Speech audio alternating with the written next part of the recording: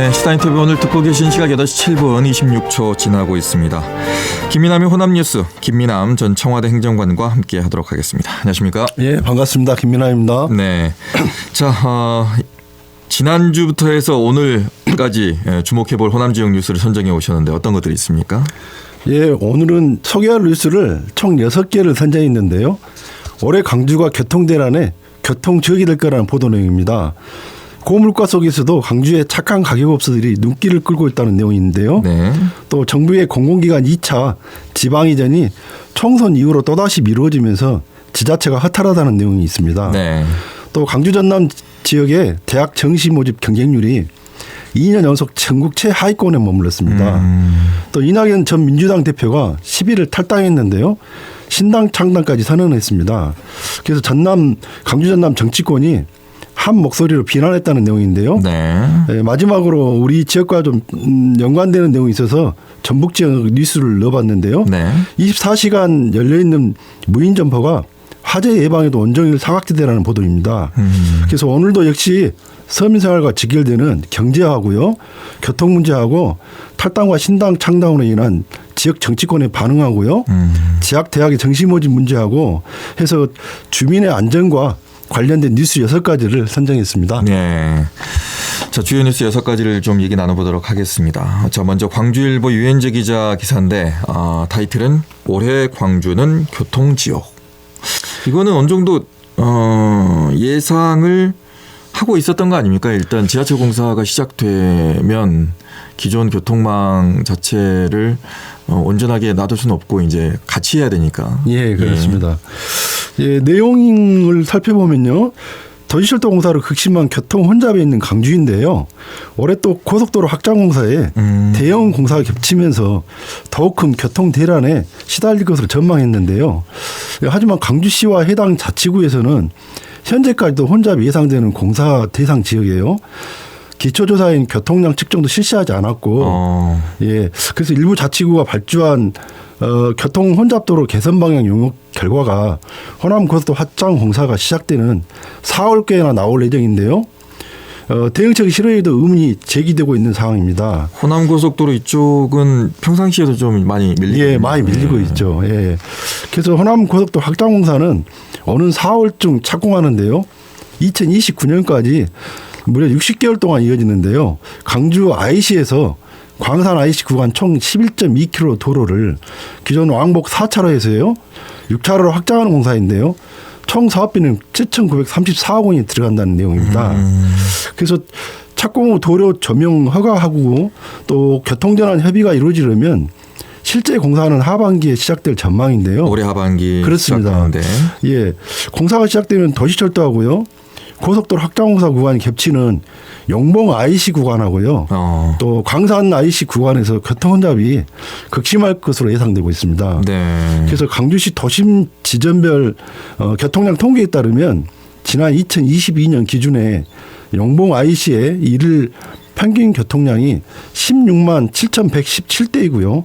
광산 IC는 15만 2,570대로 나왔습니다. 네. 예. 광주일보 유윤재 기자의 기사 내용을 간추려 드렸는데 예. 여기서 이제 저희가 주목해야 될 점은 일단 용봉 IC라든가 광산 IC 부분이 교통 혼잡이 우려가 되고 있으니 거기에 대한 대책을 빨리 마련을 해서 어차피 이제 고속도로는 확장을 해야 되는 거고 도시철도는 만들어야 되는 거니 그게 겹치는 부분이라든가 교통 혼잡이 우려되는 것은 지금 빨리 대책을 마련해야 되는 것이 아니냐라는 지적인 것 같아요. 네. 보통 이제 광주시는 차량 이용 빅데이터 좀 이런 걸 좀 분석해가지고 어떤 대책을 지금 마련하고 있는 걸로 알고 있는데 혼잡도로 교통대응 추진단 이렇게 해서 대응은 하고 있죠. 예, 그렇습니다. 그런데 이제 여기서 문제는 광주시가 지난달에 뒤늦게 교통혼잡 대응 추진단을 꾸렸는데요. 대책 마련 핵심인 교통량 기초 자료조차 확보하지 못했다고 하는 게 이제 문제가 생겼고요. 예, 광주시 관계자의 말에 의하면 운전자들이 차를 운행하는 곳이 다르다 보니 아직 정확한 교통량 정보를 파악하지 못했다는 건데요. 예, 북구와 협의해서 현황 자료를 한번 관리해 보려고 준비하고 있다고 밝혔습니다. 준비하고 있다. 예. 또 북구에서는 지난해 12월 말이 돼서야 교통 혼잡도로 개선 방안 영역을 추진했는데요. 영역 결과는 오는 4월쯤 나올 예정입니다. 또 광산구에서는 이렇게 말하고 있는데요. 첨단 수완 신가 운남 지역의 교통량이 쏠릴 것으로 예상하고 있는데요. 네. 구체적인 대응책은 고민 중이라고 밝혔습니다. 또 구체적인 교통량의 경우에 강주시 교통혼잡 대응 추진단에서 조사 중인 만큼 광산구는 별도로 조사를 하지 않고 있다는 입장입니다. 예. 광주시의 교통혼잡 대응 추진단의 역할이 지금 중요하게 됐네요. 예, 그렇습니다. 예. 빨리 움직이고 또 예측을 빨리 해 주셔야 될 것 같고 대응도 빨리 해 주셔야 될 것 같습니다. 네, 맞습니다. 자, 다음 뉴스는 남도일보 이서영 기자인데 짜장면이 3,000원 이거 어디예요? 예. 목욕료가 4,000원, 정장 드라이 5,000원, 고물가 속에 광주의 착한 가격 업소가 눈길을 끈다 이런 내용이네요. 예. 그 연초에 좀 연초다 보니까 안 좋은 뉴스들이 좀 나왔는데요. 네. 오늘은 그래도 반가운 뉴스가 하나 있습니다. 남들보 이서영 기자의 기사인데요. 고물가 상황에서도 허리띠를 졸라매하는 서민들에게요. 저렴한 가격과 서비스를 제공하는 착한 가격업소가 인기를 얻고 있다는데요. 광주 북구의 운암동에 있는 한 착한 가격에서 콩나물국밥 한 그릇 가격을 5,000원에 판매하고 있는데요. 네. 인근 식당이 7,000원에서 8,000원가량 판매하는 것에 비하면 30%까지 저렴한 가격입니다. 저도 집 근처 그 전통시장 있잖아요. 예. 마을 시장 같은 데 가면 국밥집에서도 콩나물국밥은 6,000원입니다. 예, 그렇습니다. 그래서 식당 대표분의 김모 씨의 말씀을 좀 들어보니까요. 네. 저렴한 가격에 주머니 사정이 여의치 않은 학생들이나 어르신들이 한 끼를 해결하기 위해서 자주 찾곤 한다는데요. 네. 요즘 재료값이 올라서 부담이 크고요. 또 그동안 가게를 찾아온 손님들 때문에 가격을 올리기 쉽지 않다고 하는데요. 또 메뉴를 줄였고요. 재료를 대량 구입해서 가격 동결을 위해 노력하고 있다고 말했습니다. 또 동구에 보면 한 착한 가격업소 세탁소는 5,000원의 드라이클린 서비스를 제공하고 있는데요. 치솟는 기름감과 각종 운영비에도 이 같은 가격을 유지할 수 있는 이유가 있는데요. 네. 한 단골은 물가가 너무 올라서 옷 한 번 맡기기 무서울 정도라고 하고요. 네. 또 착한 가격업소에 지정된 세탁소는 5,000원에서 6,000원 사이 해결할 수 있어서 자주 이용한다고 말하고 있습니다. 아니 근데 이거를 뭐 이제 취지는 좋고 어려운 시기에 같이 이제 고통 분담한다는 거나 이런 건 좋은데 이거 유지가 될까요? 이거 좀 걱정은 좀 되네요. 네, 조금 전에 말씀드렸지만 식당 같은 경우는 대량 구입을 하면서 원가를 좀 저렴하게 하고 네. 마진을 좀 소폭 남기면서 봉사하는 측면에서 이렇게 한다는 이야기. 그렇기 때문에 가능하다는 이야기입니다. 소비자 같은 경우에도 다 한꺼번에 모아가지고 오면은 조금 더 싸게 할 수 있고 그런 식으로. 착한 가격 업소라고 저희가 이제 얘기를 하고 있는데 이거는 선정되는 방식이 있습니까? 예, 따로 있습니다. 네. 착한 가격 업소는 행정안전부 지침에 따라 정부와 지방자치단체가요 지정한 저렴한 가격하고 양질의 서비스를 제공하는 업소인데요. 인근 2km 내에 동일 업소하고 비교했을 때 가격과 청결도 하고요. 또 서비스 품질을 수치화해서 선정하고 있는데요. 강주 같은 경우는 착한 가격 업소가 총 226곳이 있습니다. 예. 그래서 저 강주시 관계자의 말을 좀 들어보니까요. 네. 시민들이 저렴한 가격에 서비스를 이용할 수 있도록 선정업소를 늘리고요. 또 업소에는 배달비 지원 등을 지원책을 마련하면서 그런 노력을 하고 있다고 좀 들었습니다. 시에서도 그러니까 착한 가격 업소가 이제 유지하는데 힘들지 않도록 이거 많이 늘리려고 노력하고 있다는 그런 이야기인데요. 시도 지원을 좀 하려고 노력하고 있다는 거예요. 그렇습니다. 그렇죠. 유지를 거기 그 운영자에게만 사업주에게만 전가시키는 것은 말이 안 되는 것 같아요. 어찌됐든 간에 지금 어려운 시기이기 때문에 조금 같이 좀 헤쳐나갈 수 있는 방향을 또 모색해 봐야 될 것 같습니다. 강주시에서도 상당히 서민들의 생활에 대해서 많이 집중적으로 노력하고 있는 걸로 좀 보이고 있습니다. 자, 다음 기사는 전남일보 곽지혜 기자 기사인데 공공기관 2차 이전 지방 이전 또 연기됐다. 지자체가 허탈해하고 있다. 이거는 조금 전에 저희 이제 광주 MBC 기사 김영찬 기자도 이제 보도를 해드렸는데 한꺼번에 다 옮기기로 한 것도 아니고 이제 2차에 걸쳐서 이전하겠다고 약속까지 했는데 또 연기시키네요. 계속 그러네요. 뭐 사정을 들어보면 이유가 있겠지만 전날보 각재 기자의 보도 내용인데요. 정부의 공공기관 2차 지방이전이 총선 이후로 또다시 미뤄지면서 유치 전략 마련에 나섰던 강주와 전남 지자체 혼란이 가중되고 있다는 내용인데요. 네. 이전 대상 기간 선정 등 기본 가이드라인도 제시하지 않아서 추진 의지에 의문이 제기되고 있다고 하는데요. 네. 8일 전남도 관계자의 이제 말을 들어보니까요. 윤석열 대통령의 대선 공약인데요. 공공기관 추가 이전에 대한 기본계획 수립이 당초 지난해 상반기에서 하반기로 미뤄졌는데요. 이어서 또다시 올해 국회의원 선거 이후로 연기됐다는 이야기입니다. 그래서 지난해 1월 윤 대통령은 업무보고에서 상반기 안에 공공기관 2차 지방 이전을 위한 기본 계획을 수립하겠다고 밝혔는데요. 네. 이에 따라 늦어도 하반기에는 공공기관 추가 이전이 시작될 것으로 예상했었습니다.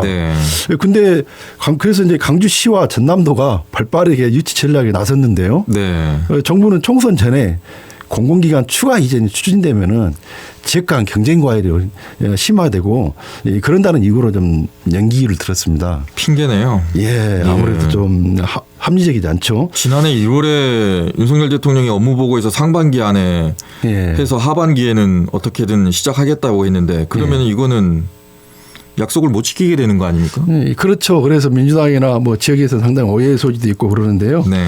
그래서 전남도 관계자의 말을 좀 들어봤는데요. 전남 목포 여수 등 일부 시군에서요. 공공기관 2차 지방 이전이 기존 혁신도시 위주로 될 것인지 아니면 새로운 지역으로 이전할 것인지 이를타 정부의 입장이 나오지 않아서 매우 답답할 따름이라고 말을 전하고 있습니다. 네. 예. 기본적인 가이드라인마저도 제시하지 않고 있다. 그러고 있습니다. 예. 예. 참, 답답하네요. 예. 예, 그렇습니다. 예. 자, 다음 기사는 역시 광주일보 윤영기 기자인데 광주 전남 대학 경쟁률이 2년 연속 전국 최하위권이다. 이게 그런 말 있지 않습니까? 이제 대학의 위기는 벚꽃 피는 순으로 그렇습니다. 벚꽃 지는 순으로 이제 사라져갈 상당히 심각하죠. 관련된 내용 알려주시죠. 지방대학이 특히 요즘에 굉장히 어려운 사정인데요. 최근 종로학원에 따르면은 전국 188개 대학에서 2024학년도 대입 정시 모집 원서 접수 현황을 분석했는데요. 전남대학 경쟁률이 평균 1.88대 1로 전국 17개 시도에서요. 가장 낮았습니다. 전남 지역의 대학 경쟁률이 평균. 예, 그렇습니다. 그리고 강주가 2.39대 1과 경남이 2.84대 1이 뒤를 이었는데요. 전남은 지난 해에도 경쟁률 1.92대 1로 전국에서 가장 낮았습니다. 또 강주 역시 2.56으로 두 번째로 낮았네요. 사실상 이들 대학은 추가 모집에 나서는 등 신입생 유치에 사활을 걸어야 할 처지에 놓인 것으로 분석되고 있는데요. 이 강주 전남 국립대하고 사립대를 대표하는 전남대와 조선대도 경쟁률이 각각 3.49대 1과 3.48대 1인데요.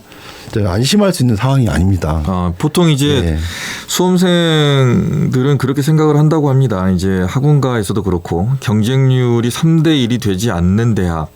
이거는 중복 합격자가 만약에 이제 다른 더 좋은 곳으로 이제 가게 되면 사실상 이제 이탈을 하기 때문에 미달로 간주된다 이렇게 생각을 하게 되기 때문에 추가 모집 들어가야 되고 이건 또 이제 지역 대학의 위기로 올 것이다. 미달 확거도 나올 것이고요. 그래서 보면은 이제 전국 평균 경쟁률은 4.67대 1로 지난해 4.61대 1과 비슷한 수치이긴 한데요. 올해는 비수도권 대학들이 모집 정원을 줄였습니다. 또 지역 교대 경쟁률이 높아지면서 경쟁률이 3대 1 미만 대학 숫자가 작년에 비해 줄었다고 종로학원은 설명했습니다. 일단 뭐 대학의 위기가 뭐 다 연관되어 있지 않습니까? 뭐 인구 소멸과 또 지역 소멸, 인구 감소와 지역 소멸 뭐 이런 식으로 다 연결이 되어 있긴 한데. 그렇죠. 저기 얼마 전에 전남 목포대하고 도립대하고 뭐 통합 관련해서 기사가 됐지 않습니까? 그래서 말씀하신 대로 벚꽃 핀 순서로 대학이 뭐 망한다고 하는데 그런 노력들도 좀 자구책을 노력하고 있는 것 같습니다. 위기가 오고 있다는 생각이 많이 듭니다. 자, 다음은 광주 매일신문의 박성관 기자 기사인데 이낙연 탈당에 광주 전남 정치권 비난의 목소리가 하나로 되고 있다. 일단 기사 내용 주시죠. 그렇습니다. 박성관 기자의 보도 내용인데요. 이낙연 전 민주당 대표가 11일 탈당과 신당 창당을 공식 선언했는데요. 강주 전남 정치권이 한 목소리로 비난한다는 보도 내용입니다. 예, 그래서 민주당 강주 전남 국회의원과 지방의원 일동이 이날 오후 광주시의회에서요 공동 기자회견을 열었는데요. 이낙연 전 대표가 건너간 강은 민심을 거스르고 대의를 훼손하는 것이라고 비판했습니다. 네. 그래서 기자회견에는 강주 전남 국회의원이 참여했고요. 민주당 소속의 국회 강역 기초의원 전원이 영명으로 동참했습니다. 네. 또 요즘 그 출마 준비를 하고 있는 예비 후보들도 이 전 대표 선언을 규탄했습니다. 일단 반대하는 쪽의 얘기를 들어봤고 혹시 이낙연 전 대표의 탈당 신당에 대해서 이제 다른 목소리를 내는 언론도 있었습니까? 예. 예. 그래서 관련해서 살펴봤는데요. 현재 많지는 않습니다. 그런데 1월 11일자 MBN 보도하고요. 또 1월 13일자 뉴스원 보도에 따르면은 이재명 선대위에서 활동했던 장만채 전 전남 교육감이 16일이니까 내일이죠. 네. 선대위에서 활동했던 장만채 교육감이 탈당한다고 밝혔는데요. 민주당은 더 이상 희망이 보이지 않고 전제의 의미도 상실했다고 말했는데요. 향후 정치 진로와 관련해서 물어봤습니다. 네, 그랬더니 이낙연 신당 합류에 대한 질문에는 혼자 갈 수는 없지 않겠느냐라고 말했는데요. 기사에서는 신당 합류를 시사한 듯한 발언을 했다는 이런 내용으로 좀 보도했습니다. 기사는 그렇게 말을 했고 본인은 그렇습니다. 이제 혼자 갈 수는 없지 않겠느냐 이 정도만 말한 그런 정도만 이야기를 했습니다. 네. 그래서 제가 이낙연 측 관계자분들하고 좀 통화를 해봤는데요. 네. 관계자들의 말에 따르면은 지지자들의 탈당 선언과 출마자들 선언들도 곧 이어질 거라고 예측을 했습니다. 자, 이 모든 상황을 보고 이제 유권자라든가 또 지역민들이 어떤 판단을 내릴지는 이제 지역민들의 표에 맡겨지게 될 것 같습니다. 자, 다음 전북 도민일보 김양수 기자 전북 뉴스를 가져오셨어요? 어떤 내용입니까? 좀 사연이 있는데요. 네. 전북 지역 소식인데요. 24시간 열려 있는 무인 점포가 화재 예방에도 원정의 사각지대라는 보도 내용인데요. 24시간 열려 있는 무인 점포가 화재 예방에 취한 것으로 드러났는데요. 대책 마련에 실업하다는 내용입니다. 네. 문제는 규모가 큰 몇몇 무인 매장 시설 말고는 다중 이용 시설업에 포함되지 않는데요. 화재 예방에 대한 시설물 설치가 없기 때문입니다. 그래서 이에 대해 다중 이용 시설업에 포함되지 않는 무인 점포에 소방 시설을 필수적으로 설치하고요. 사고에 대해 한다는 그 지적인데요. 제가 이 뉴스를 오늘 다루게 된 이유가 있는데요. 네. 주변에 보면 그 무인 점포들이 굉장히 많지 않습니까? 그렇죠. 저희가 사는 동네에도 주위에 몇 개 있습니다. 굉장히 많습니다. 그래서 이게 비단 전북만의 문제가 아니고 강주 전남을 포함해서 전국적인 사안인 것 같아서 저희가 좀 다뤄보려고 나왔습니다. 이 내용을 좀 거론하고 있습니다. 이제 예전에는 이제 예를 들어서 무인 가게 해가지고 이제 약간의 그 슈퍼마켓 개념 뭐 이런 개념이었다면 지금은 종류가 너무 많아졌어요. 뭐 빨래방, 뭐 도서관, 이제 책방 아니면 요즘에 이제 본 것은 아이들이 많이 가는 그 무인 라면 이제 끓여주는 데라든가 뭐 이런 데는 아무도 없고 그냥 아이들만 있거든요. 그렇습니다. 제가 그래서 이 방송하기 전에 무인점포 한 서너 군데를 다녀봤는데요. 돌아보니까 아이들, 학생들, 어린 학생들이 굉장히 많습니다. 맞아요. 그런데 이제 주인 상주하는 인원이었기 때문에 화재 위험들은 여러 가지 복잡한 게 많은데요. 그래서 이제 예를 들어보면 전주시 중하산동에 위치한 한 무인 빨래방을 찾아봤는데요. 가게 내부에는 24시간 동안 세탁기와 건조기 전원이 켜져 있고요. 화재 위험성이 높아 보였는데요. 더 큰 문제는 소화기 등 소화시설이 배치되어 있지 않았고요. 직원이 상주하지 않아서 화재 발생 시 무방비로 노출되고 있습니다. 그래서 최소한 소화시설조차 없어서 화재 발생 시에 더욱 취약해 보인다고 하는데요. 그래서 시민 박승현 씨는 무인으로 시설을 이용하는 곳은 더욱 처방시설이 있어야 한다고 말했는데요. 큰 화재가 발생하기 전에 미리 조치를 취해야 한다고 모두에게 경각심을 일깨웠습니다. 이거는 기사를 가져오신 이유가 확실해 보이네요. 우리 주위에 진짜 무인 점포가 많기 때문에. 심각해 보입니다. 특히나 저도 빨래방 한두 번 이용하는데 거기는 24시간 켜져 있거든요. 그렇습니다. 그리고 요즘에 또 외국인들도 이렇게 빨래방도 많이 사용하지 않습니까? 설명서나 이런 부분들도 해석이 안 되면 이해를 못해서 잘못 사용하는 경우도 있고 그래서 문제점이 많이 있는 것 같습니다. 특히나 화재가 됐을 때 화재 발생이 만에 하나 위험성이 있었을 때 그 도구를 사용할 수 있는 것도 다 좀 해놔야 되는데. 그래서 이제 전남 소방본부 관계자의 이제 말을 들어봤는데요. 무인점포 소방시설 실태 점검을 하고 있고요. 개선을 위해서 작년 5월부터 총 486개소의 무인점포에 소방시설 점검을 실시했는데요. 또 다른 무인점포도 다중 이용 시설업에 지정시키려고 노력 중이다고 답변했습니다. 예, 한 번의 화재가 큰 손실이나 인명피해로 갈 수 있기 때문에 그렇습니다. 저희가 조심하자는 얘기입니다. 예. 자, 여기까지 듣겠습니다. 말씀 고맙습니다. 예. 지금까지 김민남 전 청와대 행정관과 함께했습니다. 언제 어디서나 내 손안의 뉴스. 광주 MBC 뉴스 유튜브 구독으로 함께하세요.